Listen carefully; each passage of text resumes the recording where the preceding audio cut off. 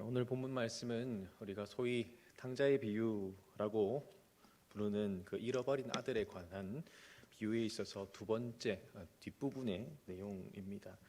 아버지에게 두 아들이 있었습니다. 그런데 둘째 아들이 어떤 일을 행했습니까? 아버지께서 돌아가시지도 않았는데 아버지를 죽은 자 취급하면서 유산을 요구했습니다. 그리고 그 유산을 가지고 아버지에게서 최대한 멀리 떠납니다. 먼 나라로 갔다라고 합니다. 사실 이것은 고대 근동 사회에서는 도무지 있을 수 없는 그런 일이었습니다. 그런데 그는 그렇게 떠났습니다. 그리고 그 먼 나라에 가서 어떻게 살았습니까? 성경은 허랑방탕했다라고 말합니다. 돈을 낭비하고 흩뿌리면서 그렇게 살았습니다. 그렇게 규모 없이 생활하다가 가난해졌고 그 가난해진 상황 속에서 자신을 돌봐주는 이가 아무도 없자 돼지를 치는 그 농장에 취업해서 일을 합니다. 어찌 보면 자신의 집에 있던 그 품꾼보다 못한 취급을 받으면서 아버지를 떠올립니다. 아버지 집은 풍성했는데, 아버지 집에 있는 품꾼은 나보다 더 나았는데, 이렇게 생각하면서 아버지 집으로 돌아가기를 결단하고 아버지의 집으로 돌아갑니다.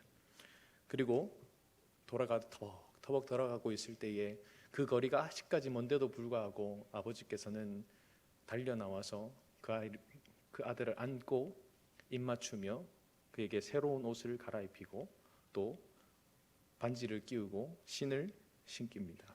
그리고 그 아들이 돌아온 일로 인해서 풍성한 잔치를 베풀고 있습니다. 이런 일이 있은 후에 오늘 본문에 사건이 나타나게 되는 것입니다. 둘째 아들이 집을 나가고 첫째는 어디 있었습니까? 아버지 곁에 있었습니다. 자신의 자리를 굉장히 잘 지키고 있었습니다. 오늘 본문을 보시면 여러 해 아버지를 섬겨 명을 어김이 없다라고 말하지 않습니까? 그렇게 말할 정도로 스스로가 자기 자신이 생각하기에 굉장히 성실하게 그렇게 일하고 섬겼다라는 겁니다. 그런데 이 아들 역시 아버지의 마음을 모르는 자녀였고 아버지 곁을 지키고 있다고는 하지만 잃어버린 아들과 다름없는 그런 아들이었습니다. 이 첫째 아들은 당시 종교 지도자들을 비유로 예수님께서 말씀을 하고 계신 겁니다. 잃어버린 것에 대한 비유를 누가복음 15장은 기록을 하고 있는데요. 이 비유를 말씀하시는 상황에 대해서 잘 아는 것이 중요합니다. 누가복음 15장 1절과 2절 말씀은 이렇게 말씀하고 있습니다. 함께 읽어보겠습니다. 시작. 모든 세리와 주인들이 말씀을 들으러 가까이 나오니 바리새인과 음식을 같이 먹는다 하더라. 모든 세리와 죄인들, 그분들이 예수님께 나왔습니다. 그 당시 사람들이 늘 죄인 취급하고 멀리 해야 된다라고 취급했던 그런 사람들이었습니다. 그것을 보고 바리새인과 서기관들, 즉 종교 지도자들이 수군거리기 시작합니다. 험담을 하고 정죄하기 시작했다라는 겁니다. 그러면서 죄인을 영접하고 그들과 식사 교제를 하고 있는 예수님을 향해서 저 사람도 부정한 사람이고 저 사람도 거룩하지 못하다라고 그렇게 죄인이라고 정죄했습니다. 자신들은 그러한 사람들과 교제하고 있지 않기 때문에 거룩하고 정결하고 기품 있는 사람이다라고 생각했다라는 겁니다.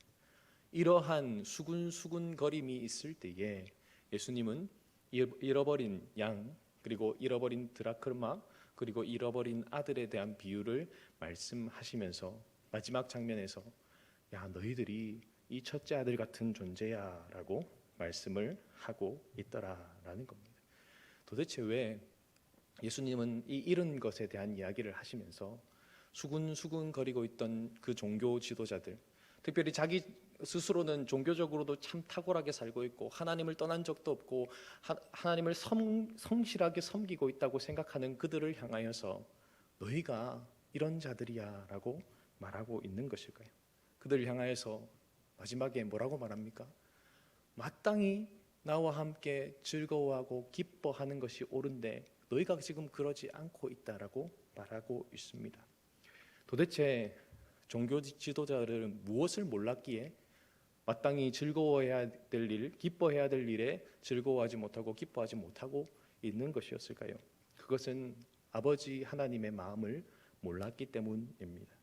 오늘 이 첫째 아들과 아버지의 대화 속에서 그리스도인으로 살아가는 우리가 어떻게 하면 하나님 아버지의 마음을 알고 하나님의 마음을 아는 자로서 마땅히 기뻐하고 즐거워할 수 있을지를 말씀을 통해서 생각을 해보고자 합니다. 첫 번째로 집을 나간 자에 대한 아버지의 마음을 알아야 된다라는 겁니다. 집을 나간 자, 잃어버린 자에 대한 아버지 하나님의 마음을 알아야 합니다. 밭에서 일을 하다가 돌아오는데 풍악 소리가 들립니다. 어디서 들리는 거지? 소리를 귀를 기울여 보니 자신의 집에서 지금 소리가 들리는 것입니다. 무슨 일인가 싶었습니다. 그래서 한 종을 부릅니다. 그 이유가 무엇인지를 물으니 종이 이렇게 말합니다. 27절 말씀입니다. 대답하되 당신의 동생이 돌아왔음에 당신의 아버지가 건강한 그를 다시 맞아들이게 됨으로 인하여 살찐 송아지를 잡았나이다 하니. 아멘. 이 종도 굉장히 기뻐하면서 이 말을 하고 있을 겁니다. 왜 기뻐했을까요? 이유는 하나입니다. 자신의 주인이 기뻐하고 있기 때문입니다. 자신의 주인이 기뻐하니 이거 기쁜 일인가 보다 하며 기뻐하면서 그 아들에게 당신 동생이 지금 돌아왔습니다. 죽었는지 살았는지 알지 못했던 동생이 살아서 돌아와서 아버지가 너무 기뻐서 지금 잔치를 벌였습니다. 이렇게 이야기를 하는 겁니다. 그때의 첫째의 반응은 어떻습니까? 28절을 보시면 노했다라고 말하고 있습니다. 그리고 들어가지 않으려고 버티고 있었습니다. 왜 노했을까요? 아버지에 대한 분노와 동생에 대한 분노입니다. 그리고 왜 들어가지 않았을까요? 아버지께서 지금 행하고 계신 일이 부당하다라고 하는 것을 그 잔치에 들어가지 않는 행동을 통해서 보이고 있는 겁니다. 지금 아버지가 잘못된 일을 하고 있어 라고 말이죠. 동생이 돌아온 일에 대해서 자신의 아버지의 마음을 알지 못하니 아버지에게 분노할 수밖에 없습니다. 동생을 향한 그 아버지의 긍휼히 여기는 마음이 그에게는 없기에 그는 분노했다라는 겁니다. 오늘 본문에서 첫째 아들은 아버지와의 대화에서 자신의 아버지를 아버지라고 한 번도 부르지 않습니다. 한글 성경 번역은 굉장히 친절하게 아버지라고 이야기하고 있지 않습니까? 그런데 헬라어 성경을 보면 계속해서 아버지라고 부르지 않습니다. 계속 표현은 당신입니다. 당신, 당신, 당신 이렇게 표현하고 있습니다. 그만큼 아버지를 향해 지금 분노하고 있는 겁니다. 그리고 그는 유산을 가지고 먼 나라로 갔던 동생을 향해서도 정죄하며 그 동생에게 분노를 표현하고 있습니다. 30절 말씀을 함께 읽어보겠습니다.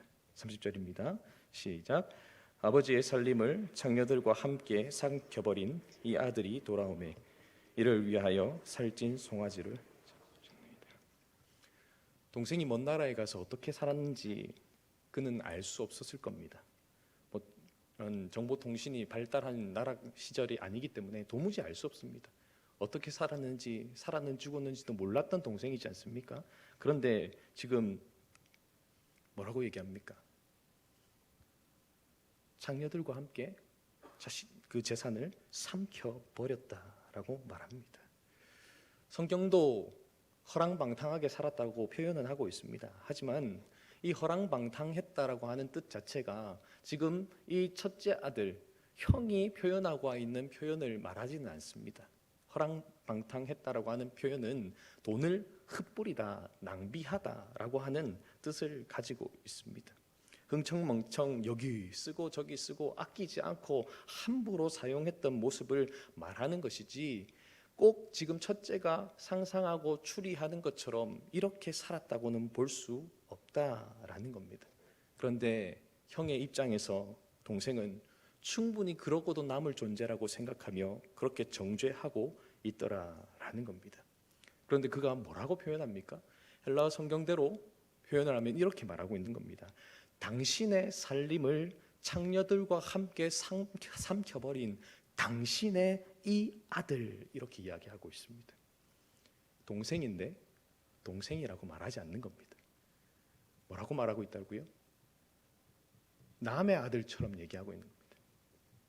아버지도 아버지라 여기지 않는 겁니다. 남입니다.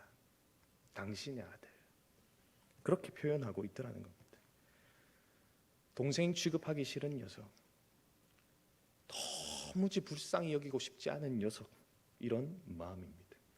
동생을 향한 긍휼히 여기는 마음은 눈꼽만큼도 없었다라는 것입니다. 나름 성실했던 첫째에게 있어서 아버지의 재산을 요구하고 그 유산을 받아서 먼 나라로 가버린 그 동생의 행동은 분노를 자아낼 만한 행동은 틀림없습니다. 아버지를 무시하고 죽은 사람 취급하는 동생을 보면서 피가 거꾸로 솟는 것 같은 그 감정은 충분히 이해할 수 있습니다. 하지만 그가 느끼는 감정보다 아버지가 느꼈던 감정은 어땠을까요? 자신을 죽은 사람 취급하는 그 아들의 그 행함의 그 상처는 아버지에게 어떠한 마음이었을까요? 찢어지는 고통, 세상에서 어떤 말로도 표현할 수 없는 그런 고통이지 않았겠습니까? 너무나도 뼈가 아프고 살이 에이는 그런 고통이지 않았을까요? 그런데 그런 고통을 겪은 아버지는 그 둘째를 향한 어떤 마음을 가지고 있었습니까? 분노가 아닙니다. 긍휼입니다. 먼 나라로 떠나서 소식 한 번 전하지 않는 그 아들을 향한 애타는 마음이 아버지에게는 있었다라는 것입니다. 그래서 매일같이 아들이 뒤도 돌아보지 않고 떠났던 그곳을 바라보면서 언제쯤 돌아오려나, 이 녀석 잘 지내고 있으려나 하면서 그 아버지는 바라보고 있었고, 여러 해가 지나 그 아들이 터벅터벅 돌아올 때에 아직도 거리가 먼데도 저기 내 아들이 오는구나 알면서 뛰쳐갈 수 있었던 겁니다. 긍휼입니다. 그 아들을 향한 불쌍히 여기는 마음이 아버지에게는 있었습니다. 그런데 큰아들에게는 그 마음이 없었다라는 겁니다. 아버지의 마음을 알고 함께 아파하고 함께 눈물을 흘리며 그 동생이 돌아오기를 바라고 있어야 했는데 첫째에게는 그 마음이 없었습니다. 그러니 동생이 죽었다가 살아왔고 아버지께서 잃어버린 아들을 얻었음에도 불구하고, 그래서 기뻐하고 즐거워해야 함에도 불구하고 그는 기뻐하고 즐거워하는 것이 아니라 오히려 분노하고 있더라라는 것입니다. 오늘 서두에 말씀드렸던 1절과 2절에 나오는 바리새인과 서기관들이 그런 존재였습니다. 하나님의 마음은 하나님께서 택하신 모든 자기 백성이 자기 앞으로 돌아오기를 원하시는 마음입니다. 그래서 수많은 선지자들을 보냈습니다. 그런데 여전히 이스라엘 백성들은 회개하지 않자 하나님은 400년 동안 침묵하셨습니다. 그 기간에 바리새인과 서기관이라는 직분이 생겼습니다. 그리고 그들은 그 직분을 가지고 하나님을 더 잘 섬기며 하나님께서 잃어버린 자들을 온전히 하나님 품으로 모으는 일을 해야 되는데 그렇게 하지 않았습니다. 어떻게 합니까? 자기들만 거룩한 사람이 되었습니다. 하나님의 마음은 모든 백성들에게, 자기가 택하신 모든 백성들에게 있음에도 불구하고 그것은 잊어버리고 우리만 거룩한 백성, 우리만 하나님의 사랑받는 백성이라는 생각을 가졌습니다. 그리고 그렇지 않은 하나님의 말씀대로 살지 못하는 자들은 다 죄인 취급하고, 세리나 이런 사람들도 다 죄인 취급하면서 멀리하는 모습이었다라는 겁니다. 그런 상황에 세례요한이 와서 회개를 선포할 때 그들은 뭐라고 말합니까? 회개할 것 없다라고 생각했습니다. 오히려 그들이 죄인 취급했던 자들이 세례요한에게 나아가서 회개하며 세례를 받았습니다. 그리고 그의 사역 이후에 우리 구주께서 사역하실 때에도 그러한 죄인들이 나아가서 예수님께 세례를 받았지요. 그럼에도 종교 지도자들은 여전히 회개하지 않았습니다. 죄인이라고 여겼던 그들은 회개하며 하나님의 말씀을 듣고 그들의 삶을 바꾸기 시작했지만 말입니다. 그러한 모습을 보며 종교 지도자들은 어떻게 합니까? 예수님을 비방하고 시기했습니다. 그리고 그를 따르는 무리를 향하여서 분노했다라는 겁니다. 오늘 본문에 나타난 아버지의 마음은 어떤 마음일까요? 첫째나 둘째나 동일하게 긍휼히 여기며 사랑하는 마음입니다. 둘 모두를 안타까워했던 것이 그 아버지의 마음이고, 동일하게 우리 하나님 아버지의 마음도 하나님의 품에 있는 자나 잃은 자나 동일하게 사랑하신다라는 것입니다. 어려서부터 교회를 다닌 모태신앙이든 삶을 살아가던 중에 예수님을 믿었든, 아니면 믿다가 실족해서 잠시 예배 자리를, 신앙의 자리를 떠났든, 아니면 한 번도 교회에 발을 딛지 않고 하나님을 모른 채 살든, 하나님께서 택하신 백성이라면 하나님은 그들 모두를 사랑하고 귀히 여기고 긍휼히 여기신다라는 겁니다. 그들이 아버지 하나님의 품에 머물기를 원하면서 떠나 있는 자들이 돌아오기를 원하고 계신다라는 겁니다. 하나님은 하나님께서 구원하시기로 예정한 모든 자가 자신에게 돌아와서 아버지와 자녀의 관계를 온전히 회복하며 그 관계를 누리기를 원하고 계신다라는 겁니다. 그 아버지 하나님의 마음을 아셨기에 아들 하나님인 예수님께서 이 땅에 오셨습니다. 그렇게 아버지의 마음을 따라서 이 땅에 오셔서 기꺼이 순종하셔서 십자가에서 우리를 대신하여 죽으셨고, 우리의 모든 죄값을 치르시고 우리로 하여금 자녀의 신분을 얻도록 하셨다라는 것입니다. 주 안에서 사랑하는 성도 여러분, 이러한 하나님 아버지의 마음, 그 긍휼히 여기시는 마음을 우리도 갖기를 간절히 소망합니다.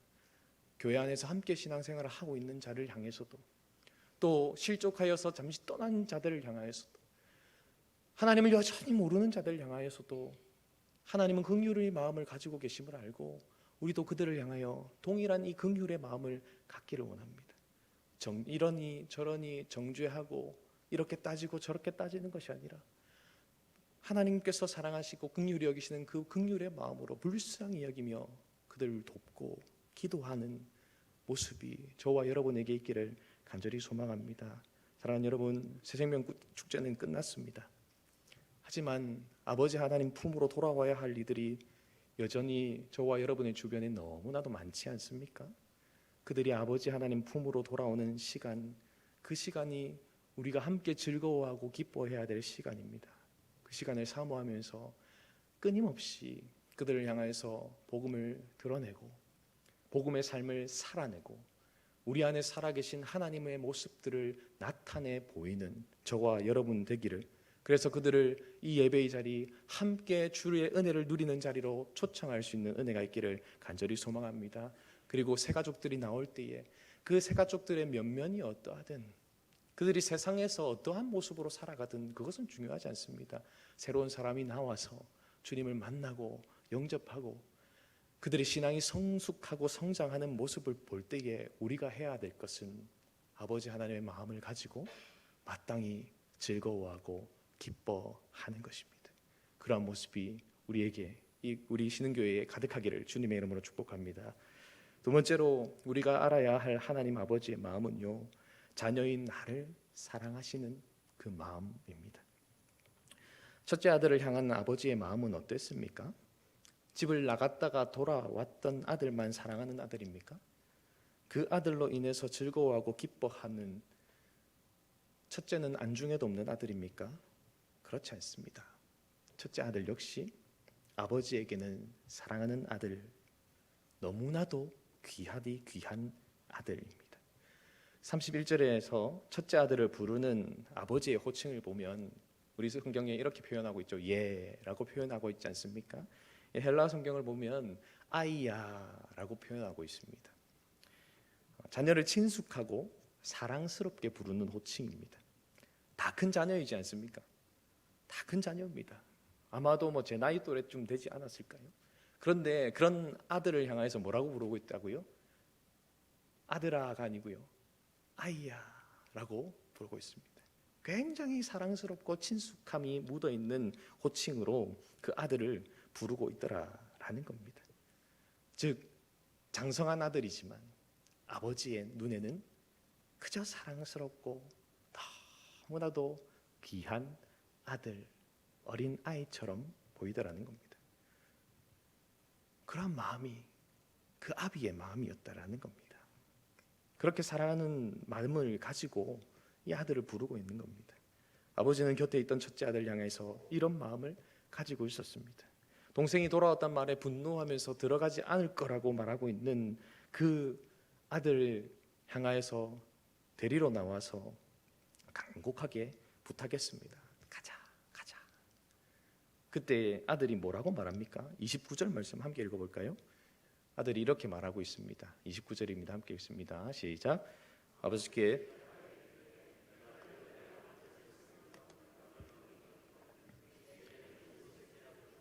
나와 내 벗으로 즐기게 하신 일이 없더니. 아멘. 그냥 보면 틀린 말이 없어 보입니다. 이 말을 보면 참 그 아버지 무심했다, 첫째한테 참 무심했다, 너무한 거 아니가, 이런 생각이 들기도 합니다.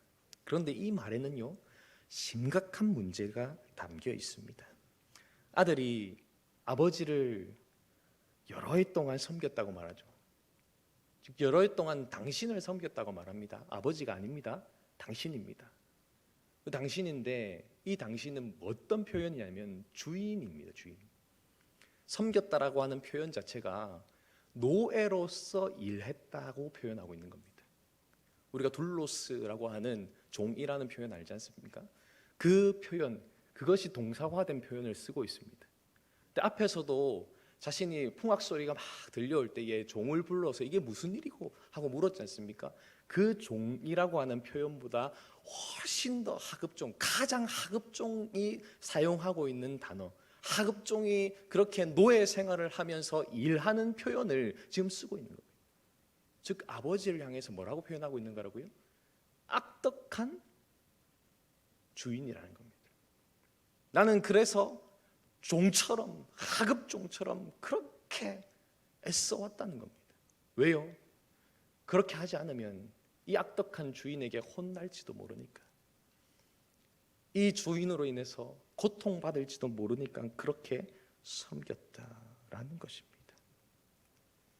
아버지는 정말 귀하고 소중하고 사랑스러운 아들이라고 생각하고 있는데 아들은 자기 자신의 신분을 종으로, 노예로 생각하고 있더라는 겁니다.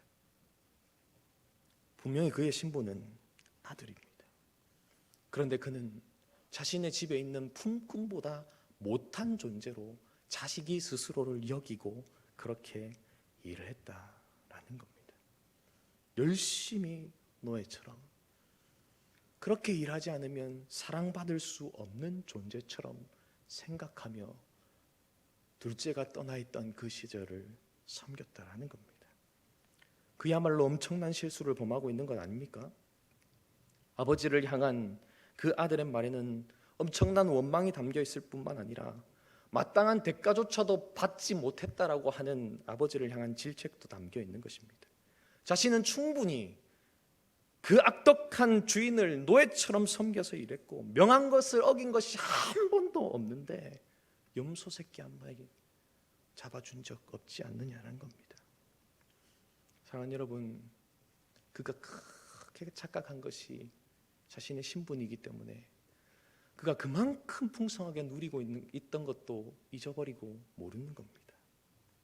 염소 새끼를 잡아서 즐기도록 한 일은 없다 할지라도 그 아버지의 집에서 늘 풍성함을 누리며 살지 않았습니까?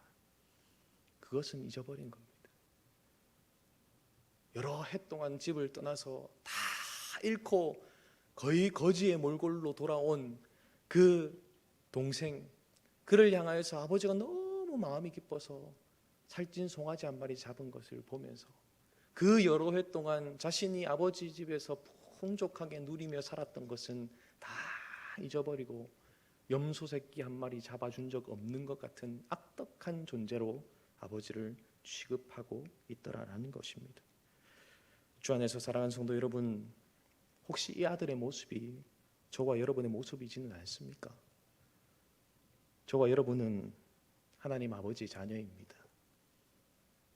요한복음 1장 12절에 영접하는 자 곧 그 이름을 믿는 자들에게는 하나님의 자녀가 되는 권세를 주셨다, 하나님의 자녀로서 살아가는 특권을 주셨다라고 말씀하고 있습니다. 그런데 그 아버지께로부터 오는 풍성함을 누리지 못하고 있지는 않느냐는 겁니다. 꼭 교회에 와서 신앙생활을 하고 교회에 와서 이 모양 저 모양으로 봉사하는 것이 하나님을 혹시나 악덕 고용주처럼 생각하면서 그렇게 섬기고 있지는 않느냐는 겁니다.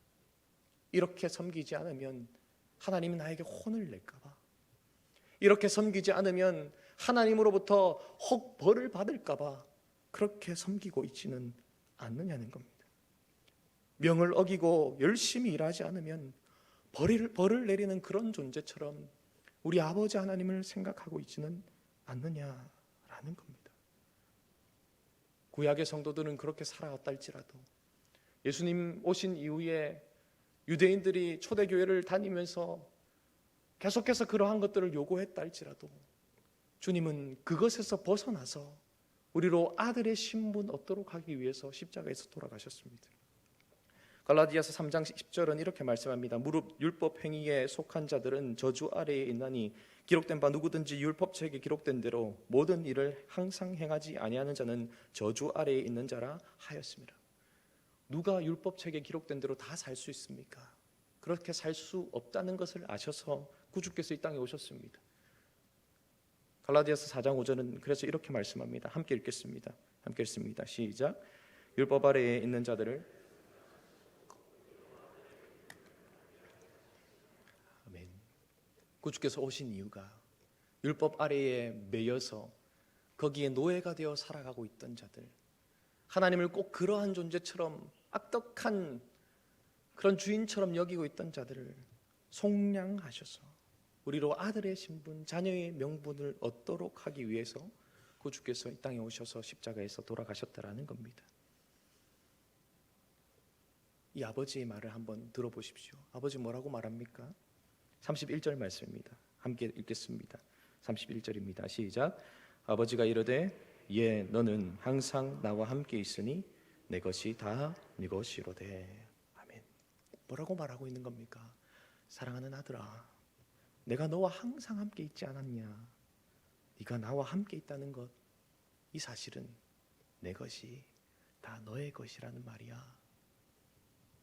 내게 다 네 거야. 그렇게 누리고 있지 않니? 라고 말씀합니다. 사실 이런 말은 맞습니다. 12절 말씀을 보면 재산을 두 아들에게 각각 나누어 줬습니다. 이미 아버지께서는 그 첫째에게 유산을 넘겨줬습니다. 아들이라는 신분을 인식하고 있다면 얼마든지 누릴 수 있는 것을 자기 스스로 하급 노예라고 생각하며 살았기 때문에 누리지 못하고 있다는 겁니다. 긍휼이 풍성하신 아버지에 대한 오해가 있었기 때문에 그렇게 자기 자신을 옥죄면서 누려도 될 법한 것, 그래서 마땅히 즐거워하고 기뻐하는 삶을 살 수 있었는데도 불구하고 그렇게 살지 못하고 있더라라는 것입니다. 저 안에서 살아가는 성도 여러분, 저와 여러분이 믿는 하나님은 선하시고 신실하신 사랑이 풍성하신 아버지 하나님이십니다. 세상이 가르치고 있는, 그리고 세상이 신봉하고 있는 신과는 비교할 수 없는 존재입니다. 우리를 구원해 주는 대가로 무언가를 요구하시는 분이 아닙니다. 세상의 수많은 종교는 구원을 준다는 대가로 이것저것 요구하지 않습니까? 하지만 하나님은 우리에게 구원을 선물로 주십니다. 그리고 아들, 딸 삼으셔서 우리가 아들, 딸이 된 자로서 아들, 딸 된 자답게 살아갈 수 있도록 그 힘도 능력도 주십니다. 우리 안에 성령님을 보내셔서 그렇게 해 주신다라는 겁니다. 우리를 사랑하는 아들로, 사랑하는 딸로 대하신다라는 겁니다. 우리 너무나도 복되고 귀한 존재로 여기십니다. 그런 존재인 우리에게 아버지 하나님은 자신을 우리에게 주시며 내가 너에게 있어서 보물이야 라고 말합니다. 그래서 예레미야 선지자는 이렇게 예레미야가 3장 24절에서 노래했습니다. 함께 읽겠습니다. 함께 읽습니다. 시작. 내 심령에 이르기를 여호와는 나의 기업이시니 그러므로 내가 그를 바라리라 하도다. 아멘. 그분이 우리의 기업이다. 그분이 우리의 보물이다 라고 노래하고 있더라는 겁니다. 그리고 그분은 우리를 역시 보물로 여기고 계십니다. 하나님은 저와 여러분을 보석 같은 존재로, 그리스도 안에서 너무나도 특별한 존재로 여기고 계신다라는 겁니다. 우리 구주께서 어떻게 그 십자가의 길을 걸어가셨습니까? 어떻게 그 순종의 길을 걸어가셨습니까? 노예처럼 억지로 가셨습니까? 그렇지 않습니다. 아버지 하나님을 신뢰하고 나를 사랑하시는 분이라고 하는 그것을 신뢰하며 그분의 사랑하시는 아들로서, 그분이 기뻐하시는 자로서 그 걸음을 한 걸음 한 걸음 기쁨으로 걸어가셨습니다. 그 걸음을 걸어가시면서 그도 고통하셨습니다. 하나님을 향하여서 외치셨습니다. 십자가에서 엘리 엘리 라마 사박다니, 나의 하나님 어찌하여 나를 버리셨나이까 라고 그렇게 외쳤습니다. 절규했습니다. 그럼에도 불구하고 그분은 여전히 자신을 사랑하시는 아버지 하나님을 신뢰했습니다. 그래서 마지막에 뭐라고 말합니까? 예수님 뭐라고 기도하십니까? 아버지를 향하여서 뭐라고 기도하십니까? 아버지여, 아버지의 손에 내 영혼을 부탁합니다. 그때도 그분과의 관계가 끊어져서 지옥의 고통을 느끼고 계시던 그 시점에 여전히 하나님 신뢰하며 그렇게 행했습니다. 왜요? 하나님이 자신을 너무나도 사랑하시고 귀히 여기시는 것을 여전히 신뢰했기 때문에 그렇습니다. 아들 하나님을 향하여 성부께서 이렇게 말씀하셨습니다. 마태복음 3장 17절에 이는 내 사랑하는 아들이요 내 기뻐하는 자라. 이 말은 비단 구주를 향해서 아버지 하나님께서 표현하신 표현이 아닙니다. 우리를 향해서도 동일하게 말씀하십니다. 이는 내 사랑하는 자녀요 내가 기뻐하는 자라고 저와 여러분을 향하여서 지금도 신실하게 끊임없이 귀에 속삭이며 말씀하고 계십니다. 베드로전서 2장 19절 상반절을 보시면 너희는 택하신 족속이요 왕같은 제사장들이요 거룩한 나라요 그의 소유가 된 백성이라고 말씀합니다. 너는 내 건데 내 거일 뿐만 아니라 내가 가장 소중하게 여기고 귀하게 복되게 여기는 사랑하는 존재야 라고 말씀하십니다. 주 안에서 사랑하는 성도 여러분, 이 사실을 기억하면 어떤 순간 어떤 상황 속에서도 즐거워하고 기뻐할 수 있지 않겠습니까? 무엇보다도 하나님을 향한 감사가 넘칠 수 있지 않겠습니까? 사랑하는 성도 여러분, 하나님의 사랑받는 자녀라는 마음으로 우리의 섬김의 태도와 섬김의 마음이 달라질 수 있기를 간절히 소망합니다. 하나님의 사랑을 갈구하며 하나님의 사랑을 받기 위해서 우리가 섬기는 것이 아닙니다.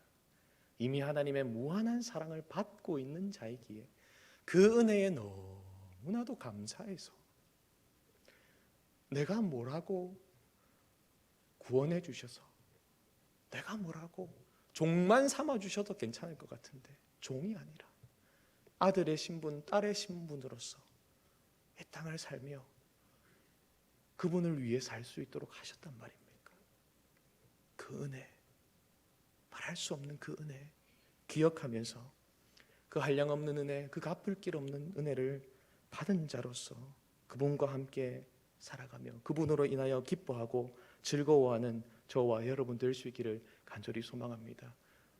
목사님 광고하신 것처럼 11월은 우리에게 주신 그 은혜를 기억하고 또 하나님을 향하여 감사를 표현하는 달이지 않습니까? 하나님이 내게 이미 주신 것, 내게 이미 주셔서 풍성하게 누리고 있는 이것들을 하나님께 감사하며 더욱더 풍성한 감사들을 주 앞에 올려드릴 수 있는 저와 여러분 될 수 있기를 주님의 이름으로 축복합니다.